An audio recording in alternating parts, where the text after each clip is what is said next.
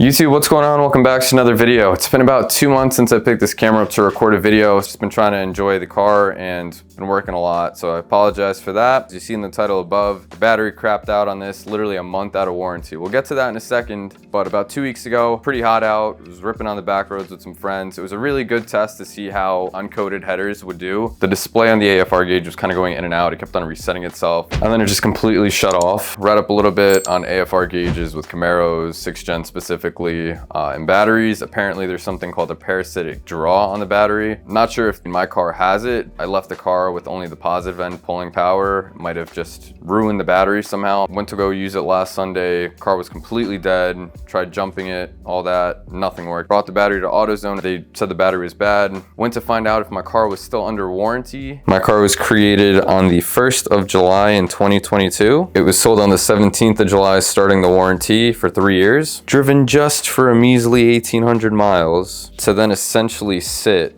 until being sold to me maybe 6 months later. Asked the dealership how much they were gonna charge me, which was in the realm of like 300 bucks for another 2-year warranty only on the battery and 1 year where labor was covered. So I figured going to AutoZone and getting one for 300, that covers 5 years of warranty, which is pretty much the same battery, AGM, so on and so forth, was a no-brainer. Originally, I grounded the AFR gauge to this bolt right here, as you would see in the other video when I installed it. Now I have ran it with the other red wire through here, down here, and I put it to the factory ground.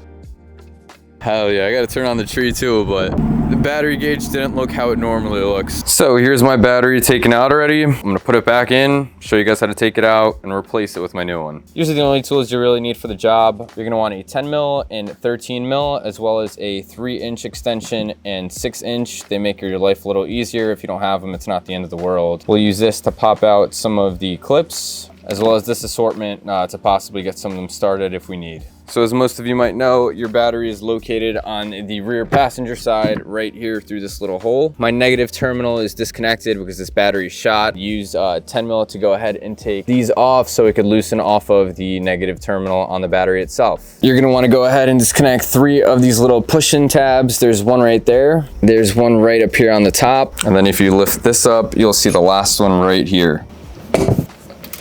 Now you have 3. Next, you'll see on the inside of the bumper, there are these 1, 2, 3, and 4 little twist on and off caps. There's 4. Next, you're gonna take this whole plastic trim out. You're gonna have to lift this up, and you'll see right underneath that there are these little tabs that are with this piece. So you'll pop that out, all while keeping this up. Kind of wiggle this out, but make sure that this comes out from underneath this weather stripping here. I'll probably have to do this with 2 hands. So, and lastly, to finally access where the battery is sitting, you're gonna go ahead and pull all this liner back, and it should pop out and down like that. And there's your battery. Now this part's kind of up to you. If you want to put something on top of it to fold it down, when you do that, you end up folding this back in. Number 1, the holes don't line up for the push pins as well as you have a crease now here on whatever part of your liner because it's obviously folded. It's got this little cover on it that covers the positive terminal. You just squeeze this on the sides over here on each of these tabs. One's there, one's on the other side. And you slide that out that way. You'll grab your socket with a 3-inch extension and your 10 millimeter. Go ahead and loosen the terminal there, as well as taking this little cap off and loosening it over here as well. And there's a way to take this off, but it's a little tricky to show like how to do it. So I'm gonna go ahead and actually take off these 2 nuts on here so that I could take off this section with the battery and then show you guys after how to take this off. Forgot to mention you'll need your 13 millimeter socket for that. You can screw this right back on so you don't lose it. And screw it back on. There's 2 13 mils on the bottom. This one's the same as that.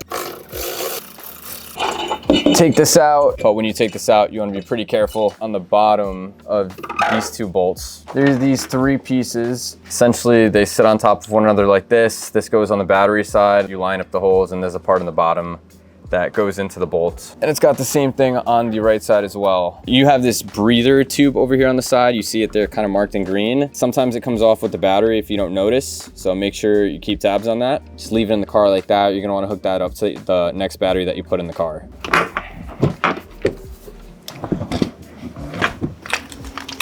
These are basically the clips that you're gonna wanna reach for to pull them out. Really, it's just this one and this one over here. You can see that they're literally the same footprint.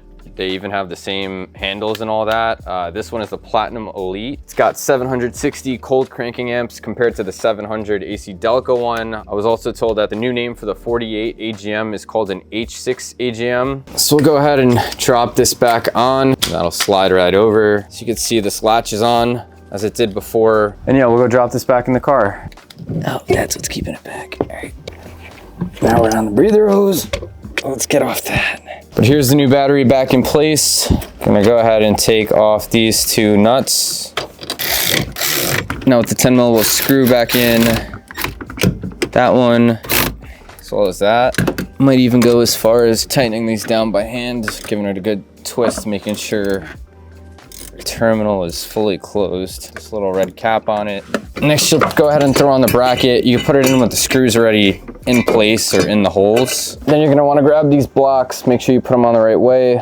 Honestly, you could do this outside the car. I guess I like to challenge myself. You could start screwing in the bolts, making sure none of those blocks turn as you do so. I don't know if you guys heard that, but that sounds great. The blocks are held to the bracket now, and now it's time to just make sure the holes line up on both sides. It's just about got it. Gonna go ahead and hand tighten them in. Done with the 6-inch extension and the 13 mil. Tighten down the front and the side. Give it a good shake. There's a little play, but you can see I'm moving the camera and honestly the car as well. So you're gonna wanna go ahead and grab your battery breather tube. You just kind of push in and you'll feel a little click. And it took me a couple of tries at first, but kind of just push it in like that and it'll click, you'll hear it. And with that, your battery is pretty much installed. Now it's just putting back the liner and all the other stuff. Swing that harness around the front and outside of it. Start tucking in this liner, a bit more tedious. We're gonna go ahead and put back in our push pins. Might have to play with the liner a bit. You want to lift this up the same way you took it out so it sits underneath this floor carpet. I noticed that one of these clips kind of got stuck to the car. But yeah, we'll go ahead and drop this in, kind of clip in, give it a push down, and then we'll start screwing these 4 back on. Now that that's done, you're gonna want to go ahead and put on your negative terminal to the battery and tighten those ends down with a 10 mil. Now it's all nice and snug. Toss this trim back in, and you're back to having a fully functioning and complete trunk.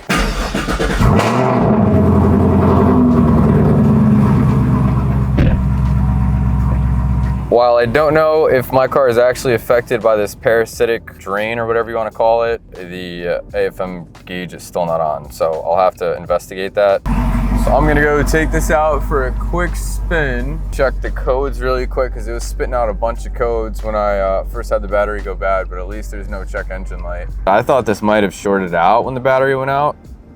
It's got a couple modes, AFR, whatever LA is, OBD2, and O2 is the last one, I think. But anyways, I would put it on AFR, set, done, and it just goes black again. Same thing with OBD2, because I have that plugged in as well. It says done, which it sounds like it's setting it, and then it just goes black. So I'm gonna have to wait for the car to cool down, but I'm hoping that nothing was shorted with heat. But aside from that, I mean, it still works. It's working fine, holding power. It's not doing anything weird. So that's a solid battery change for me. I'm just gonna have to get to the bottom of that. So I went ahead and reset the codes on the car, and the AFR put a SENS message. Guess that's a sensor issue. So I came over here and looked really quick, and there is the tip to the O2 sensor kind of disconnected. I didn't see anything hanging from the bottom of the car, and if you remember when I installed it, I put a zip tie on it. I think I might have put it too tight, and it kind of just popped off, and the other end's somewhere there. So I'm gonna go ahead and let the car cool off, and then I'm gonna get that all clipped in, and the next clip should be fixed, hopefully. I hope this video was of some help if you guys are having the same problem with your battery going bad. Pretty straightforward install. If you guys have any other questions, just go ahead and feel free to drop them in the comments below. If not, drop a like if the video was helpful enough, and I'll catch you guys on the next one. Peace.